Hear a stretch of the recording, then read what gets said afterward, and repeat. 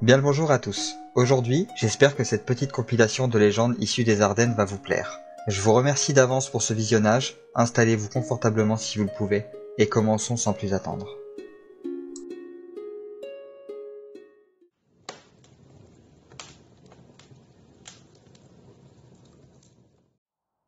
Pour cette histoire, nous nous éloignerons quelque peu de la France pour tourner notre regard vers nos voisins les Belges, avec une légende assez singulière, celle de la chasse infernale du seigneur d'Herbemont. Nous restons tout de même assez proches de la frontière et il est donc très probable qu'elle se soit également répandue du côté français. Le seigneur d'Herbemont était un chasseur, si appliqué, si passionné qu'il ne s'accordait même pas le dimanche en repos, préférant chasser encore et encore. Rares étaient les proies à parvenir à lui échapper, tant et si bien qu'il finit par devenir arrogant. Un jour, au détour d'une chasse, l'homme croisa une biche. Cependant, un chevalier de blanc vêtu l'invectiva de ne pas courir après. Il ne sut voir qu'il s'agissait en réalité de son ange gardien, venu le prévenir d'un danger. Le seigneur se lança à la poursuite de l'animal, sans réfléchir un instant. La traque se fit jusqu'à ce que l'animal s'engouffre dans une chapelle abandonnée au beau milieu de la forêt. Le chasseur s'avança alors, et tomba sur un ermite qui lui bloqua la route en l'invitant à repartir sans déranger la paix de ce lieu. Cela faisait 2 fois qu'on se mettait entre lui et sa proie. Le seigneur sentit son sang ne faire qu'un tour, et repoussa l'homme sans aucun ménagement, en l'insultant copieusement. Seule sa proie comptait à ses yeux, et il dépassa les limites du sanctuaire. C'est alors qu'une apparition s'interposa à nouveau. La 3e étant souvent la bonne, il s'agissait du diable lui-même. Envoyé pour punir l'homme d'avoir ainsi profané un lieu sacré, il l'attrapa au cou et le tordit si fort que l'homme en eut la tête retournée. Son cheval, pris de panique, s'enfuit, et le chasseur mal avisé ne voyait que sa croupe. Impossible de le diriger convenablement sans pouvoir regarder dans la même direction. C'est d'ailleurs sans compter sur l'aide de la meute de molosses que le malin avait également lancée en ricanant lourdement. Le chasseur était devenu le chassé, et son destin scellé dans une éternelle chasse infernale.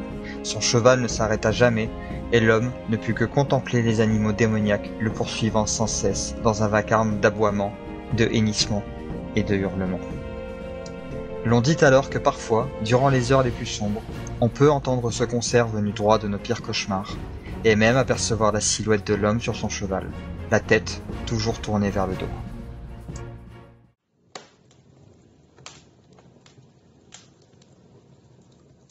Le cheval Bayard est probablement l'un des animaux les plus marquants de l'histoire de France. Un animal que l'on disait magique sur de nombreux points, car l'on parle bien ici d'un cheval capable de supporter le poids de 4 hommes au grand galop. Bayard n'est donc pas un simple cheval. Fils d'un dragon et d'une serpente, l'animal fut libéré d'une île volcanique par un enchanteur qui l'amena en France pour l'offrir en cadeau au roi Charlemagne. Rien que ça. Ce dernier cependant décida d'en faire don à Renaud de Montauban, l'aîné des 4 fils d'Aymon, après que celui-ci l'ait impressionné lors d'une joute.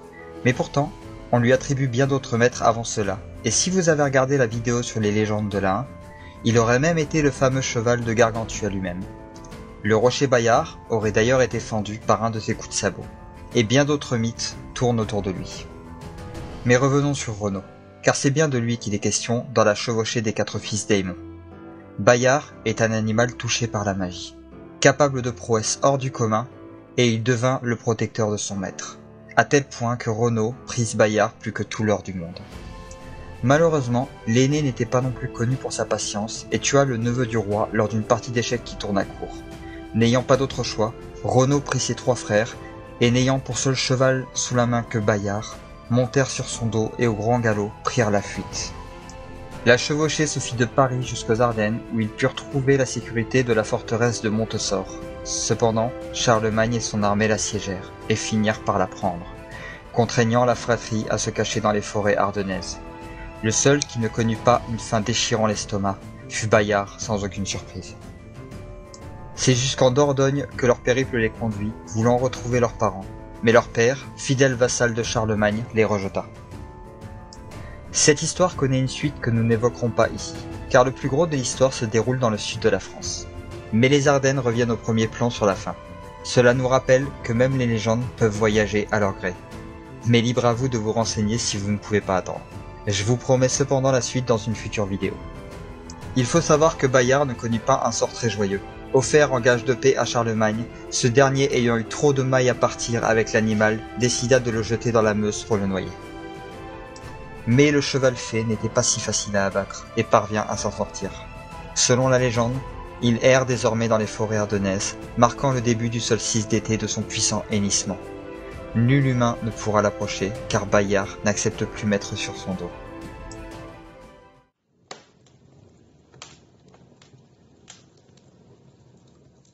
Histoire de continuer dans la tragédie, parlons donc un peu plus d'amour pour cette fois, car il est assez commun que les histoires folkloriques aient une romance tragique en toile de fond. L'histoire des Dames de Meuse fait partie de ces histoires.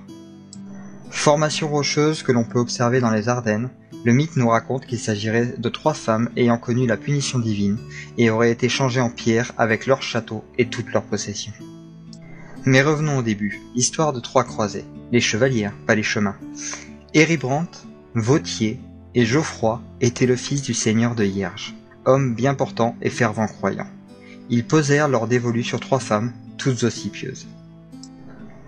En effet, il s'agissait des filles du seigneur de Rethel, et je vous invite à retenir ce nom, car il va figurer dans la prochaine histoire.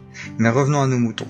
Berthe, Audierne et Ige acceptèrent la demande, ou bien étaient-ce leurs parents? Plus probable au vu du contexte historique, car il était commun que les enfants de seigneurs se marient entre eux, laissant transparaître un amour débordant à notre scène. C'est sans compter sur le contexte de l'époque, car notre histoire se déroule peu avant la première croisade. Les 3 hommes, après bien des années de mariage, furent contraints, ou par choix, de partir se battre aux côtés de Godefroy de Bouillon, et leurs femmes furent donc garantes de leur possession. Les Dames de Meuse profitèrent alors de cette liberté nouvelle, et manquèrent à leur devoir, en tombant dans l'infidélité pendant leur absence. Tant et si bien que le jour même de la prise de Jérusalem, la colère divine s'abattit en châtiment. Changées en pierre, avec toutes leurs possessions terrestres, elles devinrent les 3 rochers de bonne taille que l'on connaît aujourd'hui.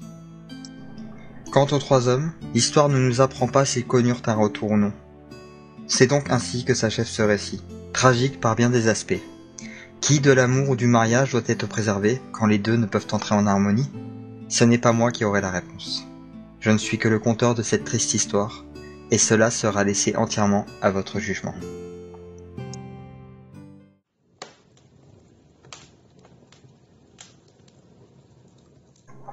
Et si nous laissions les tragédies derrière nous pour un temps? Cette légende s'ancre un peu plus dans le réel.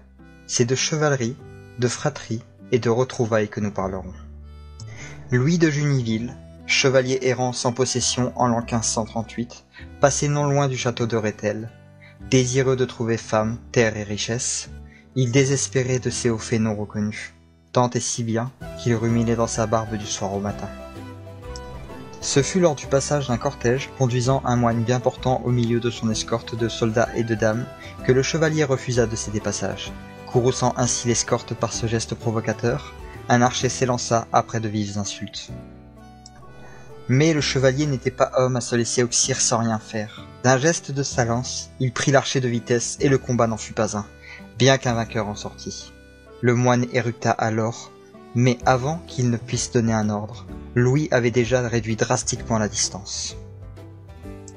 Le combattant était doué. L'escorte, bien que nombreuse, ne parvint pas à le maîtriser, quand les couards ne fuyaient pas carrément dans la direction opposée. Le moine lui-même fut jeté au bas de sa monture. Mais Louis était gentilhomme, ne toucha ni les femmes, ni les enfants, et tendit même la main au moine, après querelle, tout en se présentant. À ce nom, le moine surpris avoua se nommer Jacques de Juniville, son propre frère que le chevalier pensait décédé. Louis eut bien du mal à le croire, et le provoqua en duel, prétextant que seul un Juniville pouvait en terrasser un autre. Ils convinrent donc de se rendre au château de Rethel afin que Jacques puisse lui montrer l'arbre généalogique de sa famille et prouver ses dires. Chose que le chevalier accepta. Je vous passe les retrouvailles familiales qui furent aussi joyeuses qu'inattendues. Une fête fut organisée, Louis se vit offrir un logis dans le château, et le temps passa. Malheureusement, toute bonne chose a une fin. Car un évêque mal intentionné et conseillé par le malin lui-même voulut faire payer Louis pour s'en être pris à un homme de Dieu. Si bien que les 2 frères s'enfuirent du pays et ne revinrent qu'une fois la mort de leur tourmenteur acté. Ils construisirent le monastère de Juniville et terminèrent leurs jours paisiblement. Louis prit d'ailleurs l'habit monastique à la mort de son frère.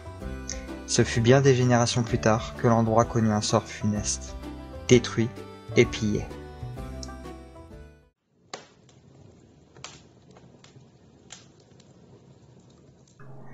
Bien des créatures ont pu fouler du pied le folklore des différentes régions du monde. Les Ardennes en comptent d'ailleurs un bon petit lot. Mon choix s'est donc porté tout naturellement vers le Nuton, une créature semblable à un lutin, très connu pour son amour des femmes humaines et sa grande susceptibilité. L'on pourrait le confondre avec un gnome ou un nain par bien des aspects, notamment sa tendance à vivre dans des cavernes ou à avoir une barbe. Mais il n'en est rien, car ce ne sont que des ressemblances. Le Nuton est organisé en plus d'être un artisan particulièrement doué. C'est une créature d'ailleurs généreuse, qui aide sans attendre de retour, mais ne cherchez jamais à le tromper, comme le fit une veuve un jour. En effet, la pauvre ayant perdu son mari se retrouva seule à devoir s'occuper des champs et de 3 enfants beaucoup trop jeunes pour pouvoir aider. Elle se tourna alors vers les Nutons, seul recours qu'elle avait à ce moment-là. Un Nuton la prit en pitié et décida de l'aider, touché par son malheur. Il accepta, en échange de quoi elle le laisserait vivre sur ses terres, seule condition, ce qui se passa très bien, pour un temps. La veuve n'avait qu'à déposer les outils dans le champ, et en revenant les jours suivants, tout était fait. Un champ labouré, des animaux entretenus, et contre toute attente, une récolte bien plus qualitative que toutes celles des autres agriculteurs présents. Les rumeurs allèrent bon train, et rapidement, un voisin bien désireux de vouloir aussi profiter des talents du Nuton, proposa à la bonne femme de payer ses services pour une belle somme. Ainsi, la veuve ne put résister à l'appât du gain. Car après tout, dans son esprit, elle supposa que le Nuton ne verrait pas la supercherie, et songerait simplement qu'elle avait acquis des nouvelles terres. Elle déposa donc les outils dans le champ d'à côté, ce qui fut sa plus grosse erreur. Oui, le champ ne fut jamais labouré, et on ne revit plus jamais le brave Nuton qui s'en retourna chez lui en laissant la veuve dans sa misère. À trop vouloir jouer de sa chance, on peut parfois finir par tout perdre.